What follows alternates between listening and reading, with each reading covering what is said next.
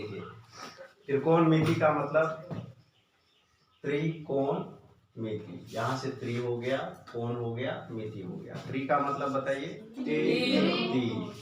कोण और मिति का मतलब तीन कोणों के मापन को ही त्रिकोणमिति कहते हैं। अब इसमें जो आपने बतलाया कि ये लंब, ये आधार, ये तो बात सही है कि जो सबसे बड़ी भुजा होगी और जो 90 डिग्री के सामने होगा, 90 डिग्री के ठीक सामने, या सबसे बड़ी भुजा, वही कर्ण होती है।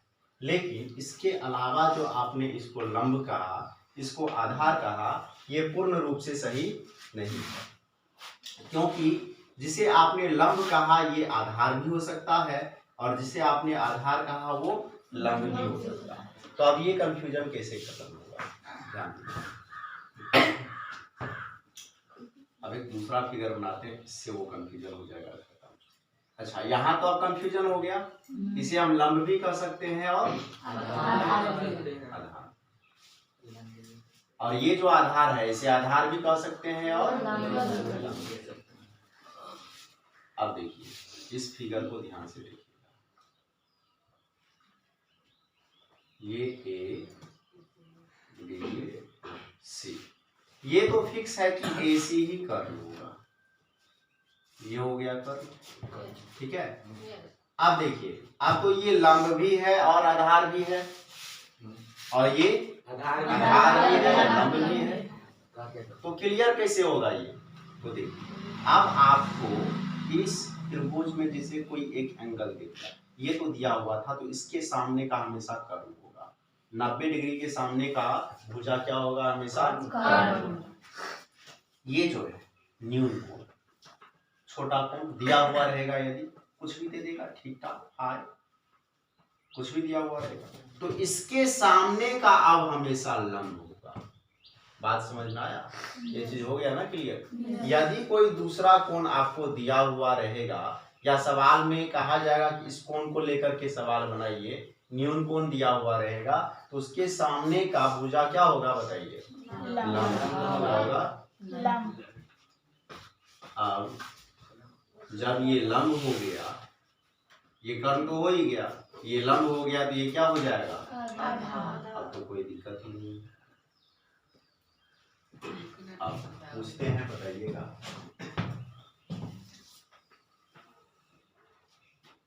टॉपिक देते हैं यहाँ पर, लंब, आधार और कर्ण की पहचान। सबसे पहला दिक्कत तो यही होता है, लंब और आधार को पहचान ही नहीं पाता। ये कंफ्यूजन आपका दूर हो गया ना? कर्ण को पहचानने में कोई दिक्कत ही नहीं है। सबसे बड़ी भुजा या समकोण के सामने वाला, समकोण के सामने वाला वही कर्ण होगा। बाकी जो दो बचा है उसमें एक लंब होगा, एक आधार होगा। ये बात क्लियर कैसे होगा? तो देखेंगे कि सवाल में किस कोण की बात कर रही है। जिस कोण का बात होगा उस कोण के सामने वाला लंब होगा, बाकी जो बचेगा वो आधार होगा। चलिए, कॉन्सेप्ट आप समझ गए तो आप बताइए यहाँ पे।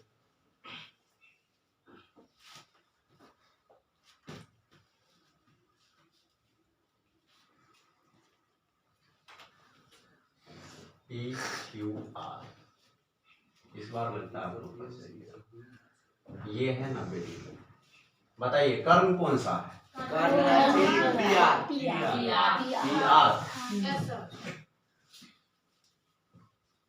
ठीक है। अब बताइए लंब कौन सा है?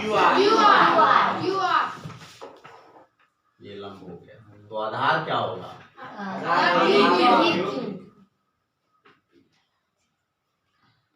सबको समझ में आ गया? ऐसे ही समझते रहे तो पूरा सवाल खुद से बन जाएगा। चलिए अब फिर से बताइए।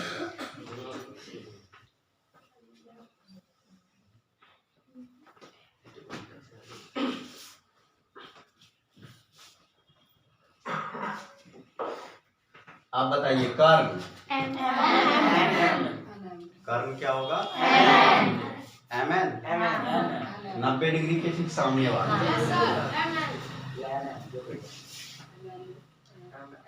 लंब, अच्छा अभी तो नहीं पता, चलिए ये एंगल दिया हुआ है TN, ये क्या होगा? ये बताइए अब तो आ रहा है समझ में। चलिए अब कैसे बनाते हैं,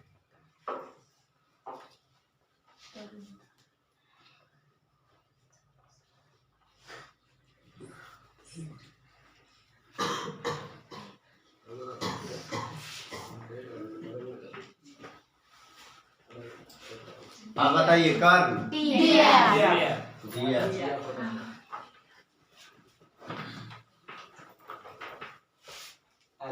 लंब आधार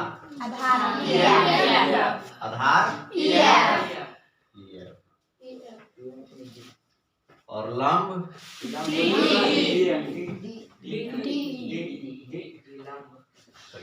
ये चीज तो आप समझ गए।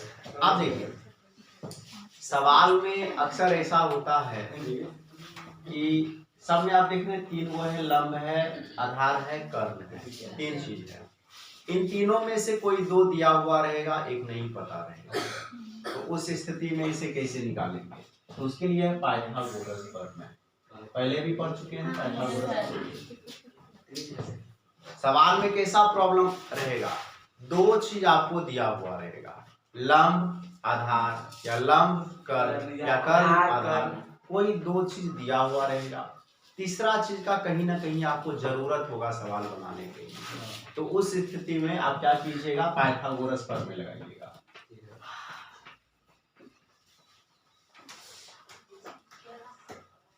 पाइथागोरस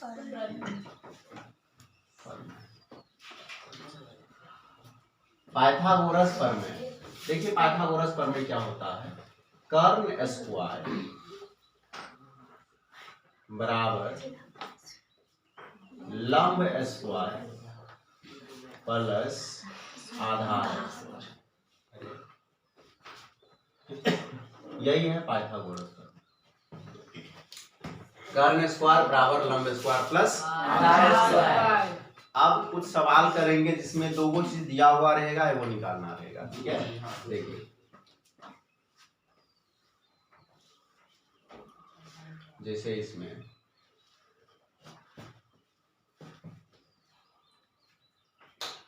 ये 5 है, ये 4 है, ठीक है?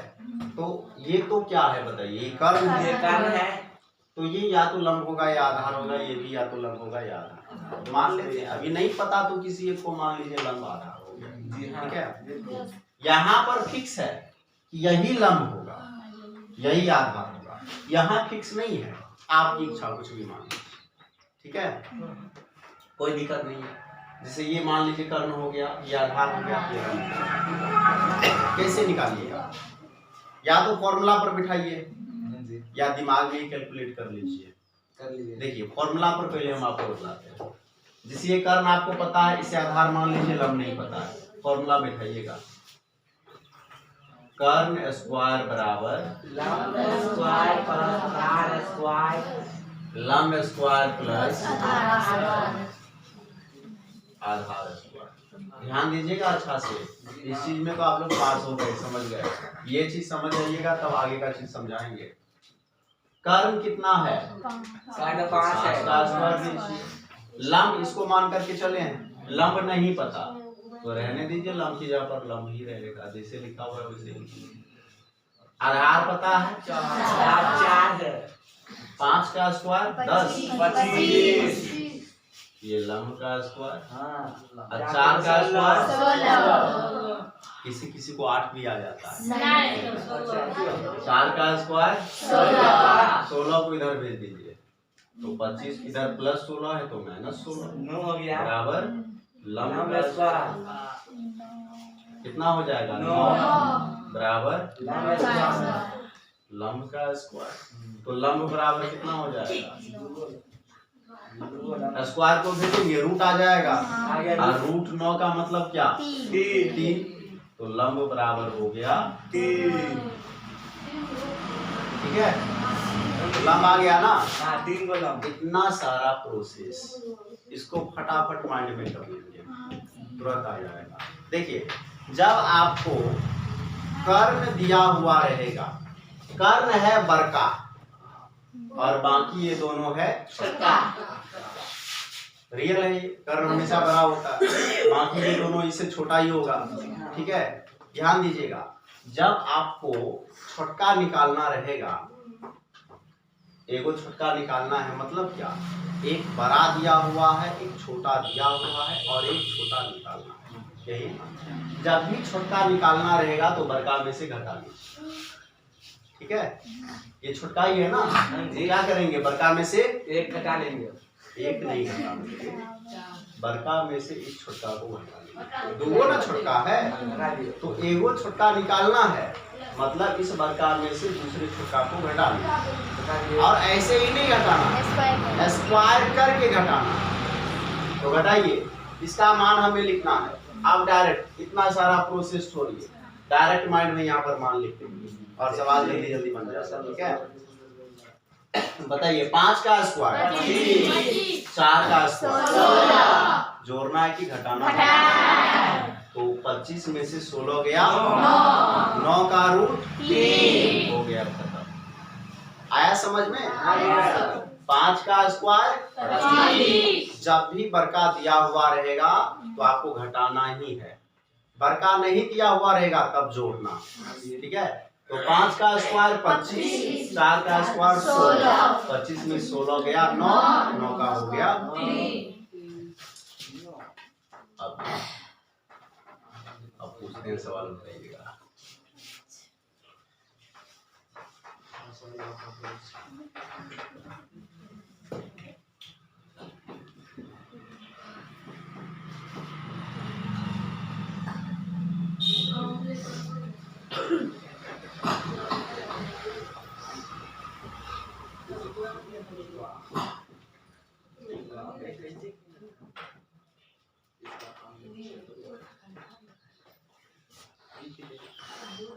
आप बताइए कौन सा निकालना है, बड़का निकालना है, कितना होगा? बड़का निकालना, जोड़ना पड़ेगा, 3 पियानो 5 होगा, डायरेक्ट जोड़ दिया। सर बताइए सर 13। सबसे पहले ये बताइए, जोड़ना पड़ेगा कि घटाना पड़ेगा? बड़का नहीं पता है तो जोड़ना ना पड़ेगा, बड़का पता रहेगा तो घटाना। 3 पियानो 2 नीचे 13। 2 का स्क्वायर बताइए 4, 3 का स्क्वायर जोड़ दीजिए 13, तो रूट 13, क्योंकि ये तो रूट में से निकलेगा। ठीक है, अब लगता है किसी को समझ में नहीं आया, कोई बात नहीं, आएगा समझ में।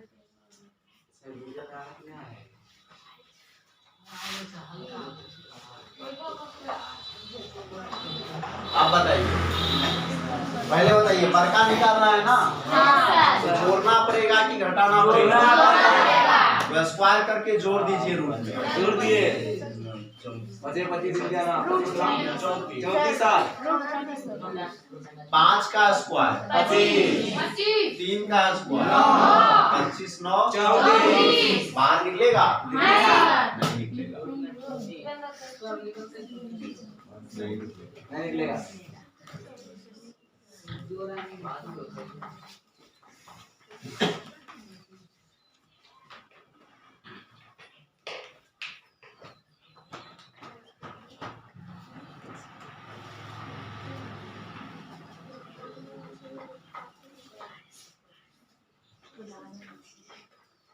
अब बताइए,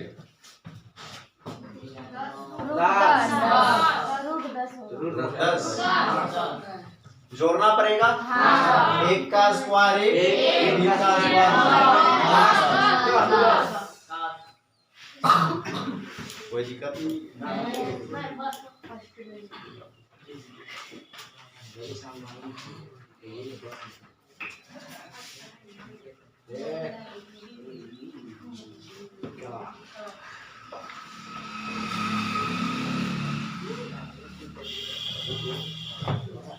आप बताइएगा,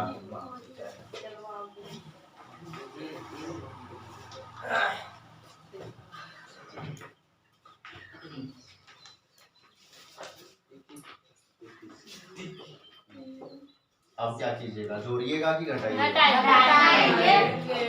घटेगा तो बताइए इसमें से 13 में से घटाइएगा 12, 13 का स्क्वायर कीजिए 169 बताइए आपको कितना होगा? 169 सर 169 हाँ फिर 12 का 144 घटा कर कितना आएगा? हमको नहीं पता घटाइए जल्दी। उसके बाद 6 10 6 16 16 9 25 क्या हुआ? सर ये 25 नहीं आ रहा है। 5 होगा। कितना होगा? 5 25 है पता 25 के 5 नहीं आया समझ में, स्क्वायर याद होना चाहिए। हाँ सर क्या? याद है 5 होगा इसका। 13 13 का स्क्वायर 169, 12 का 144, 144 घटा लीजिए 25, 25 का कितना? 5 हो गया इतना ज्यादा। इसी को निकालने के लिए जाइएगा तो इतना लंबा जाएगा। ठीक है, शॉर्टकट में हो गया। अब देखिए ये बताइएगा,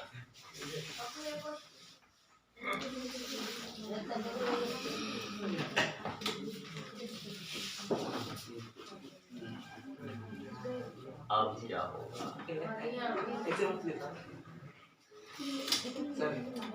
सर इसका 2 होगा 2 होगा सर बताइए क्या विचार है? कर दिया गया है सर 2 होगा 2 होगा 2 होगा। जोड़ना है कि घटाना है? जोड़ना है। बड़का पता है, जब बड़का पता है तो घटाना है। रूट 3 का स्क्वायर 3 होगा 3 एक का रूट का जब ये स्क्वायर होता है तो रूट खत्म हो जाता है। 3 और 1 का स्क्वायर 1, तो 3 में से गया 2 तो सीधे 2 हो जाएगा। रूट 2 क्या होगा?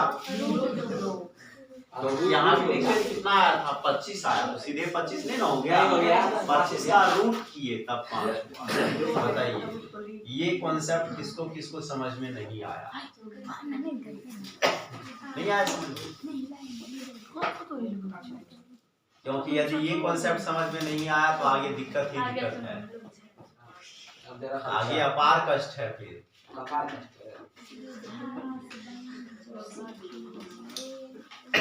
क्या कहते हैं, कुछ और क्वेश्चन करें? आगे बढ़िए सर और क्वेश्चन करें? आगे बढ़िए कितना पूछिए अभी रुक जाइए, नोट नहीं कीजिए फिर।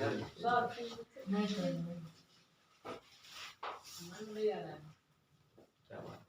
वीडियो में नहीं आ रहे हैं। अच्छा इधर वाला हिस्सा नहीं आ रहा है? हम नहीं आ रहे हैं, कोई दिक्कत नहीं है। नहीं सर ऑडियो आ रहा है ना? नहीं सर ऑडियो आया है क्या ऑडियो भी आएगा नहीं आ रहे हैं। देखिए आप लोग पैसा दे करके पढ़ रहे हैं, वो जो पढ़ेगा बिना पैसा वाला पढ़ेगा, इतना भी तो कष्ट होना चाहिए।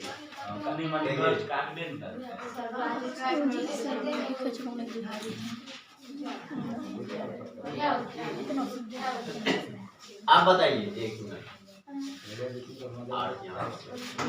आप बताइए कितना होगा?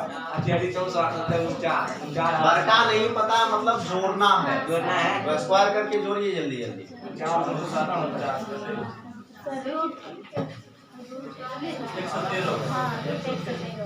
रूटेंडर 113, 7 का स्क्वायर 49, 8 का स्क्वायर 64, जोड़ दीजिए 113 यानी कि रूट में 113 आया समझ में? और कुछ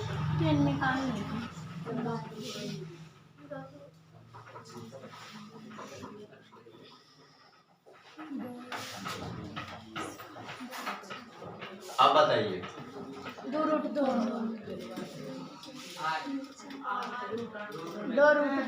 कैसे सर पैर बोल लेंगे कितना होगा? 2 2 का स्क्वायर 4, फिर 2 का स्क्वायर 4, 4 4 8, मतलब रूट में 2।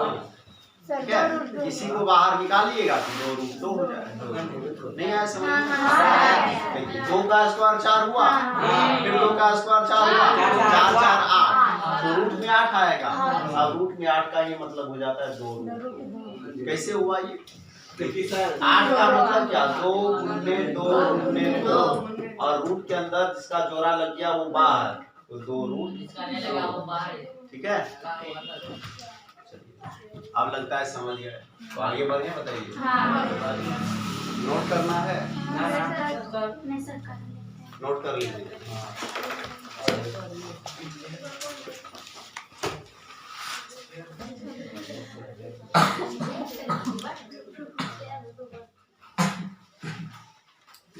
चलिए 2 कॉन्सेप्ट तो समझ गए हैं। अब आइए हम पढ़ेंगे त्रिकोणमितीय अनुपात।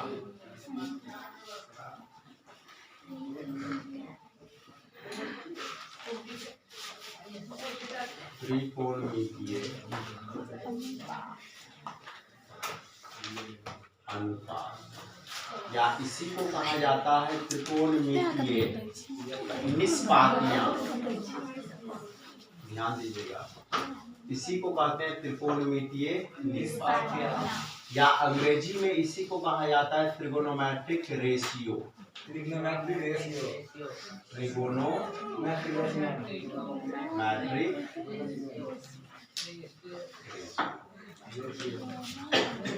देखिए त्रिकोणमितीय निष्पातियां ये कुल टोटल 6 होते हैं।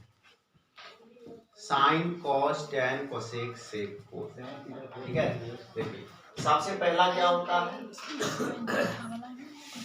साइन थीटा लगा दीजिए, दूसरा कॉस थीटा, तीसरा टैन थीटा, चौथा sign cos tan cosec theta, पांचवा सेक थीटा और छठा कौन सर यही है त्रिकोणमितीय अनुपात। Sine theta cos theta sine theta cos theta tan theta cosec theta sec theta cot theta. आया पढ़ना, sine theta cos theta tan theta cosec theta sec theta और cos theta sec theta cot theta, ठीक है। Theta sir theta theta इसको ऐसे ही क्रमबद्ध रूप से आपको याद रखना है, जी हाँ आगे पीछे नहीं, क्रमबद्ध रूप से आपको ऐसे ही याद, साइन थीटा कोस थीटा क्योंकि फिर आपको ट्रिक बतलाएंगे फॉर्मूला का, ठीक है। Sine cos tan cosec sec cot याद होगा, sine cos tan cosec sec cot, सही से बोलो ना, sine cos tan cosec sec cot. पहले ध्यान से सुनिए फिर बोलिए, sine cos tan cosec sec cot. याद हो गया। अब देखिए इसका फॉर्मूला जो बनेगा, साइन थीटा का फॉर्मूला होता है लंब बट्टा कर्ण, ठीक है। कॉस का फॉर्मूला होता है आधार बट्टा कर्ण,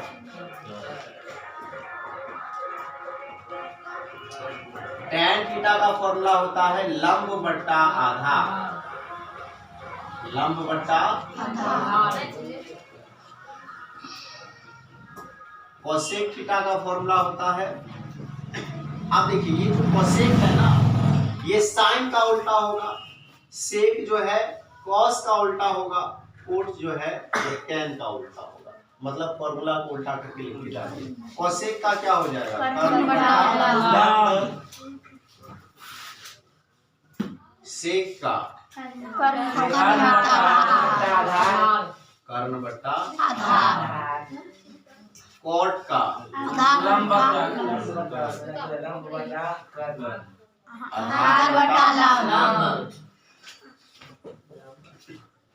ठीक है। ये फॉर्मूला आपको याद करना है। साइन थीटा बराबर लंब बट्टा कर्ण, कॉस थीटा बराबर आधार बट्टा कर्ण, टैन थीटा बराबर लंब बट्टा आधार। ऐसे बोलो कि याद भी हो, ठीक है, सीधे बोले जा रहा है। थोड़ा दिमाग लगा कर बोलना। साइन थीटा बराबर लंब बटा cos थीटा बराबर आधार बटा tan थीटा बराबर लंब बटा। अब इस तीनों को पलट करके ये तीनों बना। कोसेक है कर्म बटा सेक कर्म बटा cot आधार बटा। ठीक है, अब देखिए इसको याद करने का ट्रिक भी है, लेकिन उससे पहले एक बार और रिपीट कीजिए, क्योंकि ऐसे तो आपको याद होना ही चाहिए, तभी ट्रिक भी काम करेगा। ट्रिक ये करेगा कि आप जो एक बार याद कर लीजिएगा तो भूलने नहीं देगा। देखिए साइन थीटा बराबर लंब बटा cos थीटा आधार बटा tan थीटा लंब बटा cosec थीटा साइन का उल्टा होगा कर्म बटा सेक और अब देखिए गजब का ट्रिक है इसका।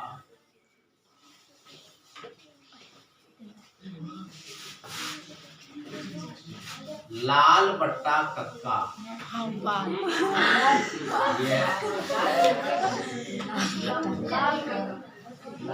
लाल बट्टा कक्का, ये फर्स्ट तीनों के लिए हुआ, इन तीनों के लिए फॉर्मूला। और फिर इन तीनों के लिए फॉर्मूला बनेगा कक्का बट्टा लाल।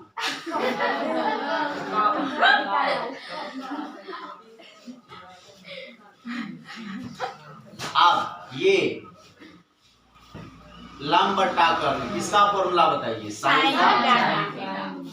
आधार बट्टा कर्म किसका? कॉस का। लंब बट्टा आधार किसका? tan का। साइन कॉस tan हो गया। ये कोसेक का, ये सेक का, ये थोड़ा सा अच्छा से लिख करके हटा कर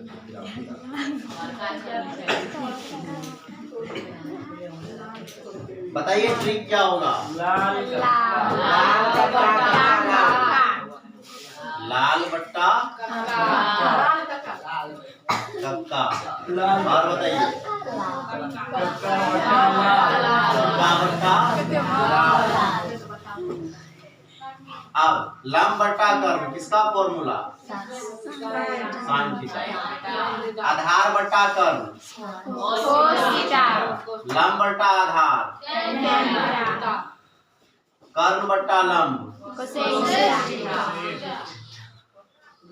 कर्म बट्टा आधार आधार बट्टा लंब। बात समझ में आया? तो आप ऐसे भी याद कर लीजिएगा, ऐसे भी याद कर लीजिएगा। ये फॉर्मूला बहुत ज्यादा ये भूल गए तो फिर दिक्कत हो जाएगा, पूरा त्रिकोणमिति आपको समझ में नहीं आएगा। ठीक है, इतना आ गया समझ में?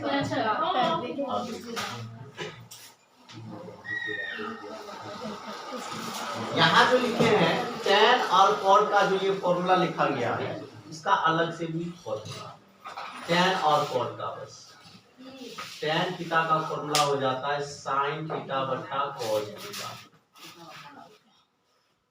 और cot थीटा का, क्योंकि cot क्या होता है ना कि tan का उल्टा होता है। cot थीटा जो होता है tan का उल्टा, तो इसका उल्टा कर दीजिए cos थीटा बटा। कई जगह पर इस फॉर्मूला का भी उपयोग होगा। ठीक है, तो ये है त्रिकोणमितीय निष्पादन। इसके बाद अपने लोग पढ़ने वाले हैं विलोम सूत्र।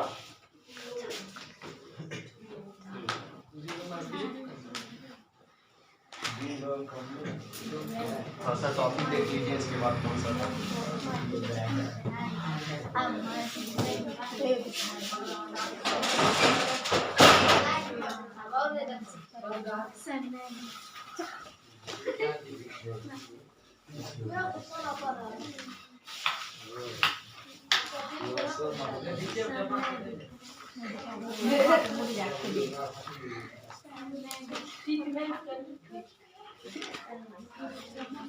पहले विलोम सूत्र पढ़ा देते हैं। देखिए विलोम सूत्र कहने का मतलब क्या हुआ?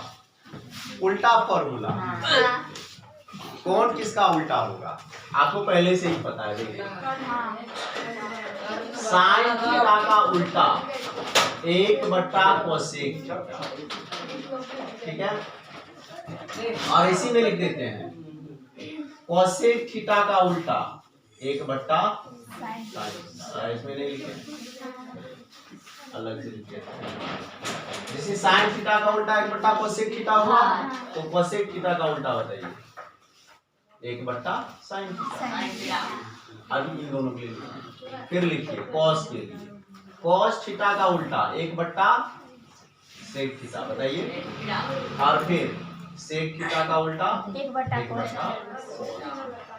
इसके बाद बताइए tan थीटा का उल्टा 1/cot थीटा, और फिर बताइए cot थीटा का उल्टा 1/tan। ये हो गया विलोम। ठीक है, इसके आगे का टॉपिक है मान सारणी, और ये अपने लोग कल पढ़ेंगे। तो आज के लिए इससे पहले जितना भी आपको पढ़ा गया है सारा कुछ याद होना चाहिए। ठीक है, फिर आपको अगला इसका कॉन्सेप्ट यदि थोड़ा सा भी आप लोग सही ढंग से नहीं पढ़िएगा तो आगे बहुत ज्यादा दिक्कत होगा। 8वां चैप्टर में भी दिक्कत होगा इसमें, और 9वां चैप्टर में भी दिक्कत होगा।